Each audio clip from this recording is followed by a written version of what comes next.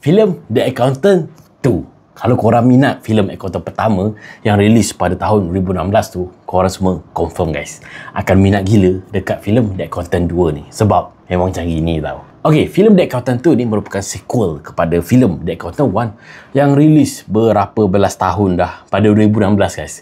Sekarang 2025 baru dia rilis yang kedua. Dan filem ni dia mengisah tentang Christian Wolff ni. Dia dapat satu task lagi untuk bantu seorang ejen FBI ni, iaitu Medina. So, Medina ni dia sedang siasat. Dia nak cari dan nak buru 3 orang yang ada dalam gambar tu yang menyebabkan bekas bos pada dia tu dibunuh dengan kejam guys. Dan bos tu dia suruh cari the accountant. Dia tulis kat tangan dia, cari accountant ni untuk selesaikan benda ni. Dan memang betul, hanya accountant je yang boleh buru, yang boleh cari siapa yang ada dalam gambar 3 orang tu.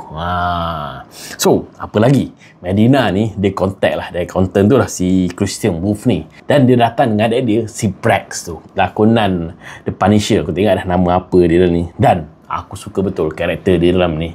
Chemistry diorang berdua ni memang macam gini tau. Dia dah macam korang tengok cerita Buddy Cop tau. Macam apa ni, cerita Bad Boys apa gitu. Tapi yang ni dengan, aku suka karakter dia. Yang seorang tu jenis apa ni, straight. Dia kan ada masalah ADHD ke apa, aku tak ingat. Dan adik dia pula ni jenis bad boys yang nakal-nakal, buat joke bodoh gitu kan. Tapi brutal, ganas gila guys. Dan orang bergabung ni memang boom, meletup gila. Cumanya apa yang aku kurang best dalam filem yang kedua ni, dia dah tak macam yang vibe-vibe pertama tau. Penuh misteri. Tengok sekali dia lawan orang tu memang boom, macam gini kan. Tapi yang kedua ni mungkin dia lebih banyak joke gitu.